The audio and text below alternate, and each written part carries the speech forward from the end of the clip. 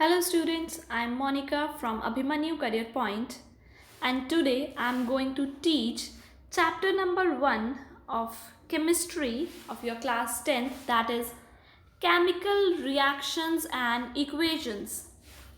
So पहले इस chapter का आज हम इंट्रोडक्शन लेंगे and then will continue in the further classes. So यहाँ पर हमारा वर्ड क्या है? Chemical reactions. एक तो केमिकल रिएक्टिविटी. रिएक्ट का मतलब क्या है? दो या दो से ज़्यादा कुछ भी चीज़ों का आपस में इंटरैक्ट करेंगे और जब इंटरैक्ट करके उसकी रीअरेंजमेंट से कुछ एक नई चीज़ बने उसको क्या कहते हैं? केमिकल रिएक्शन कहते हैं. कि कुछ चीज़ें हैं, कुछ सब्सटेंसेस हैं जो आपस में इंटरैक्ट कर रहे हैं और उनके इंटरैक्शन से क्या हो रहा है? कुछ रीअरेंजमेंट हो रहा है उन एटम्स में, तो that is called as chemical reaction. और उसी रिएक्शन को एक इक्वेशन की left hand side, right hand side, उस इक्वेशन के तरीके से लिखने को क्या कहते हैं? केमिकल इक्वेशन कहते हैं. That is very simple. So this will be our lecture 1 for the chapter. So let's start. So अभी तक हम फिजिकल चेंजेस के बारे में, क्लास 9th में हमने फिजिकल चेंजेस के बारे में पढ़ा था. एक बार उसको रिकैप्चुलेट कर लेते हैं and then we will turn to chemical changes. So physical changes में क्या था हमने पढ़ा था? उसमें कंपोजिशन में कोई चेंज नहीं हो रहा था. जैसे कि सॉलिड है वाटर, वाटर सॉलिड यानी कि आइस है. फॉर्मूला क्या होता है उसका? H2O. कंपोजिशन केमिकल फॉर्मूला ये है. अगर इसको मेल्ट कर दे, मेल्ट करने से क्या बन जाएगा? वाटर बन जाएगा. लेकिन उसका फॉर्मूला भी क्या होगा? H2O ही होगा. अगर मैं इसको और हीट करके बॉईल कर दूं तो क्या बन जाएगी? स्टीम बन जाएगी. लेकिन उसका फॉर्मूला भी क्या होगा? H2O ही होगा. यही फिजिकल चेंज है. उसकी स्टेट में तो चेंज आ गया बट उसका जो केमिकल फॉर्मूला है H2O ही रह रहा है. उसकी कंपोजिशन क्या रह रही है? सेम रह रही है. फॉर अनदर एग्जाम्पल, अगर मेरे पास कुछ पेपर है, like this is a paper, इसको मैं 2 पार्ट्स में ऐसे टीयर कर दूं, कट कर दूं. एक पार्ट ये बनेगा, एक पार्ट ये बनेगा, लेकिन दोनों के दोनों पार्ट्स रहेंगे क्या? रहेंगे तो पेपर ही. यहाँ पर कंपोजिशन में जो हमने लास्ट 9th क्लास में पढ़ा उसमें कंपोजिशन में कोई चेंज नहीं आता है. और ये प्रोसेसेस कैसी होती हैं? रिवर्सिबल होती है. रिवर्सिबल मतलब हमने जिस चीज़ से शुरू किया था हमें वापस वो चीज़ें मिल सकती हैं. फॉर एग्जाम्पल, अगर मैं आइस की बात करूं, आइस को मैंने कन्वर्ट कर दिया वाटर में, आइस को कन्वर्ट किया मैंने वाटर में. वाटर से आइस मुझे दोबारा मिल सकती है? Yes, of course, by freezing it. Freezing करने के बाद मुझे सेम प्रोडक्ट, सेम इधर जो रिएक्टेंट मैंने स्टार्टिंग प्रोडक्ट था वो मुझे सेम चीज़ मिल सकती है. That is called reversible reaction. और यहाँ पर कंपोजिशन में कोई चेंज नहीं आता है. यहाँ पर example like ice to water is possible and water to ice is also possible. This is what? Physical change. But what we have to focus on this, इस क्लास में हमें किस पे फोकस करना है? That is about chemical change. Chemical में क्या होगा? उसकी कंपोजिशन ही बदल जाएगी. For example, I am taking a paper या टेकिंग अ वुड. वुड क्या है? कार्बन की बनी है. अगर उसको मैं बर्न कर दूं, बर्निंग यानी combustion reaction. Burning always take place in the presence of oxygen. यानी कभी भी मुझे किसी चीज़ को बर्न करना है मतलब उसका ऑक्सीजन के साथ रिएक्शन करना है. तो क्या कौन सी गैस इवॉल्व हो जाती है? कार्बन डाइऑक्साइड बनती है और ऐश बन जाती है. यहाँ पर देखो, कार्बन अलग था, ऑक्सीजन अलग था. जो मेरा प्रोडक्ट बना है वो कार्बन डाइऑक्साइड बना है. फॉर्मूला ही बदल गया, उसका जो मॉलिक्यूलर फॉर्मूला था that get changed. This is what? Chemical change. साथ ही ये जो रिएक्शंस होती है ये कैसी है? इरिवर्सिबल है. मैं फॉरवर्ड तो जा पा रही हूँ, कार्बन टू कार्बन डाइऑक्साइड तो जा सकती हूँ, बट क्या कार्बन डाइऑक्साइड से कार्बन बना सकते हैं? नहीं बना सकते हैं. बिकॉज अगर गैस है, क्या मैं उस पर दोबारा पेपर बना सकती हूँ? नहीं बना सकती हूँ. रिवर्सिबल इसको हम नहीं बोल सकते. ये कैसी रिएक्शंस होती हैं? इरिवर्सिबल होती हैं. जैसे कि देखो लिखा है लाइक बर्न्ट वुड, या जो ऐश है या जो उसमें से कार्बन डाइऑक्साइड निकली है उसको हम दोबारा से वुड में कन्वर्ट नहीं कर सकते हैं. जो ऐसे चेंजेस जिसको हम दोबारा से उसी चीज़ में, स्टार्टिंग प्रोडक्ट जो हमारा था, रिएक्टेंट था, उसमें हम कन्वर्ट नहीं कर सकते हैं, that is called as chemical change. अब हमें इन्हीं केमिकल चेंजेस पर ही फोकस करना है। So what is chemical reaction? Let's define chemical reaction once again. Change, ये क्या है? बेसिकली एक चेंज है जिसमें एक या एक से ज़्यादा सब्सटेंस एक दूसरे के साथ इंटरैक्ट करते हैं और इंटरैक्ट करने के बाद एक नया सब्सटेंस बनता है, और वो जो नया सब्सटेंस बना है उसकी प्रॉपर्टीज इंटायरली डिफरेंट है। उसकी जो प्रॉपर्टीज़ हैं वो स्टार्टिंग जो हमने चीज़ें ली थी, स्टार्टिंग सब्सटेंस लिए थे, ये जो वन और मोर सब्सटेंसेस जिसकी मैं बात कर रही हूँ वो उस वन और मोर सब्सटेंसेस की प्रॉपर्टीज़ पे डिपेंड नहीं करते। मान लो दिस इज आर, जो मैंने स्टार्टिंग में लिया, और इनसे क्या बन गया है? प्रोडक्ट पी बन गया है। सो ये जो प्रोडक्ट की प्रॉपर्टीज़ हैं वो इंटायरली डिफरेंट है इस रिएक्टेंट आर से। इसकी प्रॉपर्टीज आर पे डिपेंड नहीं करती हैं, that is called as chemical reaction. Whereas अगर फिजिकल की बात करो, फिजिकल में मान लो मैंने वाटर लिया और वाटर में क्या डाले? शुगर लिया, तो मेरे पास क्या बनेगा? शुगर सिरप बनेगा। ये फिजिकल चेंज है। तो यहाँ पर ये जो शुगर सिरप है उसकी प्रॉपर्टीज शुगर पे भी डिपेंड कर रही है कि शुगर क्या है? स्वीट है, इसीलिए वो स्वीट है, और पानी पे भी है, तो उसकी प्रॉपर्टीज चेंज नहीं हुई है। वेयर एज यहाँ पर प्रॉपर्टीज क्या है? इंटायरली चेंज हो जाती है इन अ केमिकल रिएक्शन। सो इसमें जो इनिशियल सब्सटेंस होता है, जो हम इधर यहाँ पे जो स्टार्टिंग कंपाउंड है जैसे कि कार्बन और ऑक्सीजन, उनको क्या कहते हैं? रिएक्टेंट कहते हैं। और जो हमारे पास बनता है फाइनली कार्बन डाइऑक्साइड या ऐश, वो क्या है? प्रोडक्ट। सो यहाँ पर दो चीज़ें हमारी होती हैं, एक रिएक्टेंट और एक प्रोडक्ट। क्लियर? सो अब इस रिएक्शंस जिनके चेंजेस की हमने बात की थी, ये केमिकल चेंजेस क्या क्या हो सकते हैं? So first change can be change in state, कि उसकी स्टेट ही बदल जाए। लेकिन याद रखना, water ice to water, water to steam, उसके बारे में बात नहीं कर सकते हम यहाँ पर, because we are focusing on chemical change. तो केमिकल फॉर्मूला तो चेंज होगा ही होगा, साथ में स्टेट भी चेंज होगी। सो ये वो केमिकल चेंजेस है जिसमें स्टेट में भी चेंज हो, जैसे कि हाइड्रोजन। हाइड्रोजन क्या है? एक गैस है, उसका रिएक्शन करवाए हम ऑक्सीजन के साथ, it's 2H2। Hydrogen reacting with oxygen at a particular temperature and pressure, it gives water. Water is what? Liquid. यहाँ पर हमारे जो reactants थे वो किसकी कैसी स्टेट में थे? गैसियस स्टेट में थे, और जो हमारे पास प्रोडक्ट बना है वो कैसा बना है? लिक्विड स्टेट में बना है। So this is what? A chemical change. और एक केमिकल चेंज कैसा है? जिसमें से क्या हुआ है? स्टेट में चेंज हुआ है। This was one change. Now let's talk about another change, that is change in color. This is very important changes of the first chapter. यहाँ पर फर्स्ट चैप्टर से जो क्वेश्चंस आते हैं बेटा वो कलर चेंज पे ही मोस्टली आते हैं, तो ये सबसे इम्पॉर्टेंट चेंज है। सो ये वो रिएक्शन जिसमें क्या हो? कलर ही चेंज हो जाए। फॉर एग्जाम्पल आयरन है, आयरन क्या करता है? ऑक्सीजन के साथ रिएक्ट करता है और ब्राउन कलर का रस्ट जो ब्राउनिश कलर की लेयर है, this is iron oxide. This is what? Iron oxide. Initially iron क्या कलर होता है? ब्लैकिश ग्रे कलर होता है, वेयर एज जब ये आयरन ऑक्साइड की लेयर बन जाती है वो क्या होती है? ब्राउन कलर की होती है। This is what? Rusting of iron. This is what? Rusting of iron. और भी एग्जाम्पल्स बहुत सारे इसमें आपको देखने को मिलेंगे, पूरे चैप्टर में हम वन बाय वन डील करेंगे जहाँ पर हमें कलर चेंजेस ऑब्जर्व करें। So this was one of them very important colour change. Next change जो हमें ऑब्जर्व होता है दैट इज टेम्परेचर में चेंज हो जाए, दैट इज टेम्परेचर में चेंज हो जाए। तो ऐसी रिएक्शंस, कई ऐसी रिएक्शंस होते हैं जिन्हें हमें क्या देना पड़ता है? टेम्परेचर देना पड़ता है, विच टेक प्लेस वहाँ पर टेम्परेचर देने से। लेकिन कई रिएक्शंस होते हैं जहाँ पे टेम्परेचर या हीट या एनर्जी रिलीज होती है। सो ऐसे रिएक्शंस इस चेंज इन टेम्परेचर की आगे दो टाइप बनते हैं, जब हमें टेम्परेचर या हीट देनी पड़े या लाइट को किसी भी फॉर्म में एनर्जी देनी पड़े, उसको कहते हैं एंडोथर्मिक रिएक्शंस।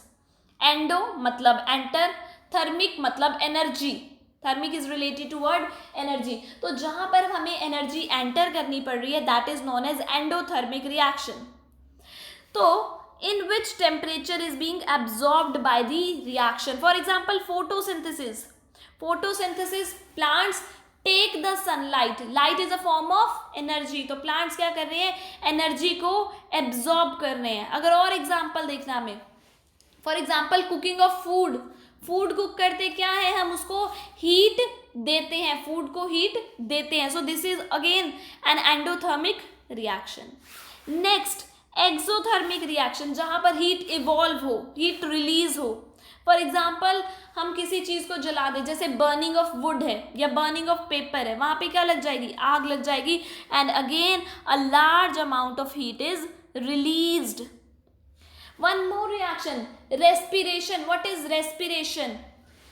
हमारी जो बॉडी में ग्लूकोज बनता है, रेस्पिरेशन प्रोसेस में आपने पढ़ा है ये पूरा कि क्या हो रहा है. ग्लूकोज जो हमारी बॉडी में बना है उसका जो कंप्लीट ब्रेकडाउन होता है, उस कंप्लीट ब्रेकडाउन होने से काफ़ी एनर्जी रिलीज होती है, जिस एनर्जी को हम क्या करते हैं, यूज़ करते हैं. सो रेस्पिरेशन में आपको पता चला एनर्जी रिलीज होती है. That is why respiration is an exothermic process. Clear. Next change जो हमें पढ़ना है, fourth change, that is evolution of gas. यानी कोई रिएक्शन चल रही है और उसमें गैस क्या हो रही है, इवॉल्व हो रही है. फॉर एग्जाम्पल अभी हमने रिएक्शन करी थी, कार्बन को जब ऑक्सीजन की प्रेजेंस में बर्न किया था. कार्बन को जब ऑक्सीजन की प्रेजेंस में या कोई भी वुड है, पेपर है, उसको हम बर्न करते हैं तो क्या इवॉल्व होती है, कार्बन डाइऑक्साइड इवॉल्व होती है. कार्बन डाइऑक्साइड क्या है, एक गैस है, यानी गैस इवॉल्व हो रही है इसमें. और भी अगर इसके एग्जाम्पल करने हैं तो फॉर एग्जाम्पल जब मेटल रिएक्ट करता है किसी भी एसिड के साथ, M for metal, I am taking acid HCl, तो क्या बनेगा, मेटल का सॉल्ट बनेगा एंड साथ में हाइड्रोजन गैस क्या होगी, इवॉल्व होगी. So this is also an example of evolution of gas. Clear. So now fifth one is formation of precipitates. What is precipitates?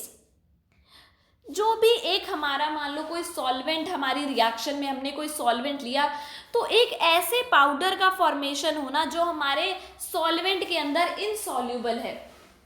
Reaction के अंदर एक ऐसे पाउडर का फॉर्मेशन होना जो सॉल्वेंट के अंदर क्या है, इनसॉल्यूबल है, उसी को क्या कहते हैं, प्रेसिपिटेट्स कहते हैं, या फिर शॉर्ट हैंड में पीपीटीज लिखते हैं जिसको हम. सो ये क्या होते हैं, जैसे कि फॉर एग्जाम्पल मैंने लिया NaCl नमक. For example I have taken a beaker full of water और उसमें मैंने क्या डाल दिया, NaCl डाल दिया. I have taken another beaker in which I have water and again I have added silver nitrate AgNO3. Then in one large beaker I have mixed both of them, NaCl solution as well as AgNO3 solution. So reaction will occur and there will be formation of AgCl. यहाँ पर ये AgNO3 से Ag ने किसके साथ bond बना लिया, chlorine के साथ बॉन्ड बना लिया, और यहाँ पर वाइट कलर के क्या बन जाएंगे, इधर ये प्रेसिपिटेट्स फॉर्म हो जाएंगे. यानी ये जो AgCl के प्रेसिपिटेट्स बने हैं, AgCl है वो क्या है, पानी के अंदर इनसॉल्यूबल है. साथ में सॉल्यूशन के अंदर क्या बन जाएगा, NaNO3 बन जाएगा. दैट विल बी सॉल्यूबल, क्योंकि वो प्रेसिपिटेट्स नहीं है, प्रेसिपिटेट्स किसके हैं, AgCl के हैं, जो क्या हो जाएंगे हमारे सॉल्यूशन या सॉल्वेंट अगर जो पानी है उसके अंदर सेटल डाउन हो जाएंगे. So this was my change, formation of precipitates. Now I have to learn कि एक केमिकल इक्वेशन को लिखते कैसे हैं, how to write a chemical equation. So it is the way of representation of a chemical reaction in a symbolic form. Obviously अगर मुझे ये last reaction लिखनी है, जो लास्ट रिएक्शन क्या थी, sodium chloride plus silver nitrate. Do I write the reaction like this? Full name like this, silver nitrate and so on? No, I write the reactions in their symbolic forms like sodium chloride and silver nitrate. I am using this symbols. In symbols को हम use करते हैं, और ये जो reactant, starting में reactant and जो बनता है वो क्या होता है, प्रोडक्ट, उसका क्या दिखाते हैं, ट्रांसफॉर्मेशन, और ट्रांसफॉर्मेशन किससे दिखाते हैं, एक एरो से दिखाते हैं। क्लियर। अब मुझे रिएक्शन में अगर कुछ हीट करना है या कुछ प्रेशर देना है, तो जो रिएक्शन की कंडीशंस होती हैं उनको कहाँ लिखते हैं, ऐसे स्क्वायर ब्रैकेट के ऊपर लिखते हैं, सॉरी स्क्वायर ब्रैकेट नहीं, एरो के ऊपर लिखते हैं। Clear. For example you can see here, यहाँ पर मैंने कुछ टेम्परेचर दिया है 770 केल्विन, तो मैंने यहाँ पे एरो के ऊपर क्या लिख दिया है, 770 kelvin. Again one more state कि हम जो मैंने सब्सटेंस लिया है, आइदर रिएक्टेंट या जो प्रोडक्ट फॉर्म हुआ है, वो किस स्टेट में है, सॉलिड में है, लिक्विड में है, गैस में है, या एक्वस, एक्वस यानी पानी में डिसॉल्व हो रखा है, तो उसको हम उसके सिंबल के साथ ब्रैकेट में लिख देते हैं, स्मॉल सी ब्रैकेट बना के वहां पर उसकी हम क्या लिखते हैं, सिंबल के साथ उसकी स्टेट लिख देते हैं। तो ये सारे रूल्स हैं एक केमिकल इक्वेशन को राइट करने के। क्लियर। नेक्स्ट इज जो हमारी इक्वेशन है, आपने बहुत बार सुना होगा इक्वेशन बैलेंस्ड होनी चाहिए। बैलेंस्ड मतलब जितने एटम्स लेफ्ट हैंड साइड पे हैं वही वाले उतने ही एटम्स राइट हैंड साइड पे भी होने चाहिए। आप कोई भी इक्वेशन देखोगे, यहाँ पर मैंने लिया NaClAgNO3, जितने एटम्स इधर है उतने ही इधर है, कार्बन प्लस ऑक्सीजन, जितने एटम कार्बन के इधर लेफ्ट हैंड साइड पे थे उतने ही राइट हैंड साइड पे थे। ये एटम्स क्या है, इक्वल हैं। Why they are equal, this is law of conservation of mass given by a Lavoisier, जो आपने 9th क्लास में पढ़ा है। क्या कहता है ये रूल, क्या कहता है ये लॉ कहता है कि mass can neither be created, mass को ना तो हम क्रिएट कर सकते हैं ना ही डिस्ट्रॉय कर सकते हैं केमिकल रिएक्शन में। तो जितना मास हमने इनिशियल रिएक्टेंट्स में लिया है उतना मास ही प्रोडक्ट में क्या होगा, फॉर्म होगा। So you can C hydrogen plus oxygen give water. Hydrogen के इधर 2 एटम्स है, इधर भी 2 एटम्स है, ओके, लेकिन ऑक्सीजन के इधर 2 है, इधर 1 है। Is it possible? नो, क्योंकि अगर ऑक्सीजन रिएक्टेंट 2 है, ऑक्सीजन गायब नहीं हुआ है, ऑक्सीजन इधर भी 2 है। So for this we have to balance our reaction. So how we balance the reaction? So कैसे करेंगे? हम ऐसा नहीं कर सकते कि ऑक्सीजन 2 है तो ये कर दें, no, this is never never, क्योंकि हम कभी भी, this is rule of balancing, हम कभी भी सबस्क्रिप्ट को टच नहीं करते हैं। रिएक्शन बैलेंस करने के लिए सबस्क्रिप्ट को टच नहीं करते। क्यों? क्योंकि अगर सबस्क्रिप्ट को टच कर दिया, ये जो फॉर्मूला बना है now it's H2O2, it's not water नहीं है, ये वाटर क्या होता है, H2O, but it becomes H2O2 known as hydrogen peroxide, एक अलग एसिडिक कंपाउंड हमारे पास बन गया है। सो कभी भी हमें इक्वेशन को बैलेंस करना है तो आगे हमें उसका सबस्क्रिप्ट को टच नहीं करना है। क्लियर। वन मोर थिंग, हमें क्या करना है, प्रीफिक्स लगाने हैं। कैसे? मान लो जैसे यहाँ पर इक्वेशन में मैंने ये इधर 2 लगा रखे, इधर 2 लगा रखे, कैसे लगाए वो मैं अभी आपको बताऊंगी। पर ये जो मैंने ये प्रीफिक्स लगाए हैं ये कभी भी फ्रैक्शन नहीं हो सकते, they can never be a fraction. Why so? You have learned about Dalton theory in your previous class. उन्होंने बोला था कि elements always combine in a fix whole number ratio, कि एलिमेंट्स कैसे कंबाइन करते हैं, होल नंबर रेशो में combine करते हो, they can never be a fraction. So हम यहाँ पर कभी भी किसी फ्रैक्शन का यूज नहीं करेंगे। Clear. So these were the rules of balancing. Now let's see what is the method of balancing, करते कैसे हैं balance. So for example I am taking hydrogen plus oxygen gives H2O. What I have to do? Just write down कौन कौन से elements है, hydrogen है और oxygen है। Number of hydrogen in left hand side is 2 and number of hydrogen in right hand side is also 2. Number of oxygen on left hand side is 2 and number of oxygen on right hand side is 1. So we have to firstly balance the oxygen. What we have to do? Multiply it by 2. We cannot write the 2 in subscript. What we have to write in the prefix. But जब हमने इसको prefix में लिखा है, number of hydrogen also got changed. Hydrogen becomes 2 2s are 4. Hydrogen कितने हो गए? 4.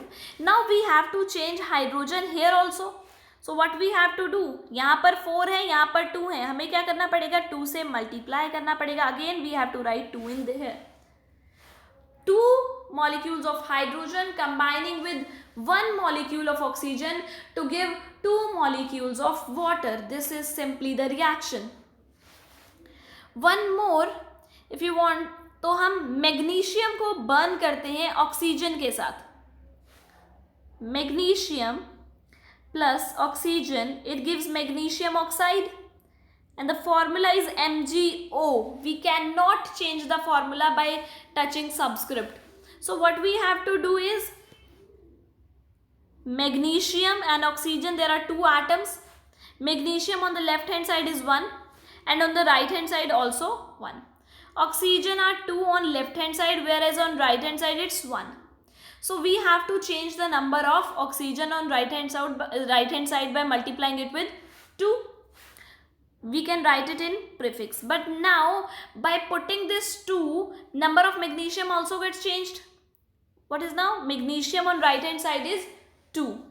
So we have to change number of magnesium on left hand side by multiplying it with 2. So it becomes 2 magnesium, 2 atoms of magnesium combined with 1 molecule of oxygen to give 2 molecule of magnesium oxide.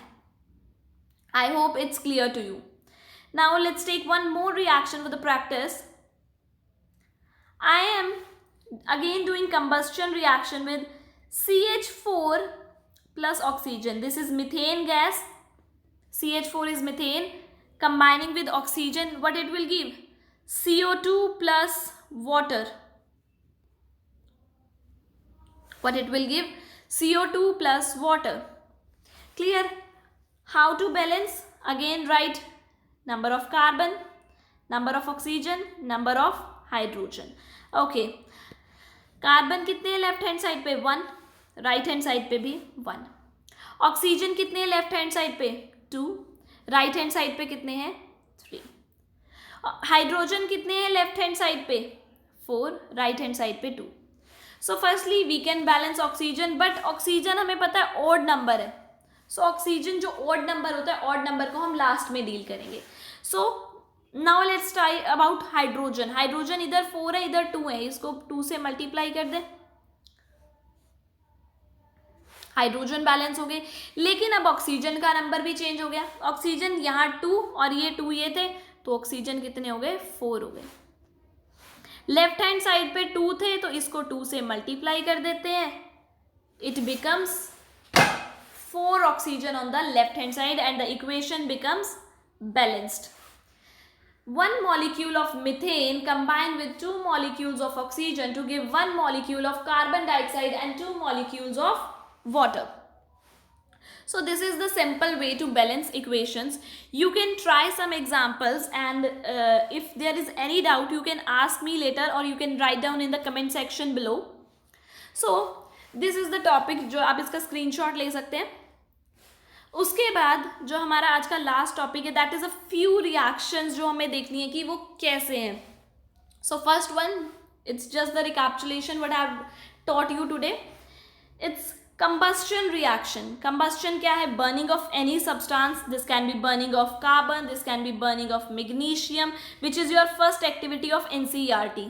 So firstly जब भी किसी चीज़ की combustion करते हैं, combustion किसकी presence में होती है? ऑक्सीजन की प्रेजेंस में. मतलब हम क्या कर रहे हैं? उसका ऑक्सीजन के साथ रिएक्शन करवा रहे हैं, तो क्या बनेगा? उसका ऑक्साइड बनेगा. Similarly you can see here, magnesium का कंबस्शन करवा रहे हैं, तो क्या बन रहा है? मैग्नीशियम ऑक्साइड बन रहा है. बट इन दिस रिएक्शन आपकी एक्टिविटी में भी दे रखा है, अगर ये मैग्नीशियम जो आप यूज कर रहे हो, you have to clean this magnesium before with sand paper. Sandpaper से आपको क्लीन करना है. क्यों? ताकि अगर मैग्नीशियम के ऊपर कोई भी कोरोसिव लेयर बनी हुई है तो आपको उसको पहले क्लीन करना है. आपको एक्चुअल मैग्नीशियम चाहिए, कोई मैग्नीशियम की कोरोसिव लेयर नहीं चाहिए. So firstly you have to clean the magnesium with sand paper and then undergo combustion reaction. Clear? This was the first reaction you have to remember. Next is neutralization reaction. What is neutralization? You have to remember two things. One is acid and other is bases. Acids क्या होते हैं? जो sour in taste होते हैं. Bases which are bitter in taste. What we have to do is just mix the acid and base. What we have to do? Just mix acid and base. और वो क्या करेंगे? एक दूसरे के effect को कैंसल कर देंगे, एक दूसरे के इफेक्ट को नलीफाई कर देंगे. तो जो हमारा प्रोडक्ट बनेगा that will be neutral. That is why the reaction is called as neutralisation reaction. What we have to do is एक एसिड लिया HCl, एक बेस लिया NaOH. तो क्या बनेगा? जब भी एसिड और बेस आपस में रिएक्ट करते हैं तो क्या बनता है? Salt and water. सॉल्ट कौन सा है? NaCl plus water. So acid and base always combine to give salt and water. Very important. Last one, attack of acid on metal. जो मैंने अभी करवाया भी था आपको, metal plus HCl. तो जब भी कोई मेटल एसिड के साथ रिएक्ट करेगा तो क्या बनेगा? सॉल्ट बनेगा, like metal chloride plus hydrogen gas वहां पे क्या होगी? इवॉल्व, जिसे हमने इवोल्यूशन ऑफ गैस के एग्जाम्पल में भी किया था. तो ये तीनों रिएक्शंस है जो आपके सारे चैप्टर्स में यूज होगी. सो आई होप ये आपको अच्छे से क्लियर हो गया होगा. अगर आपको कोई भी डाउट है तो आप मुझे बता सकते हैं, write down in the comment section and I will definitely take those doubts. So thank you.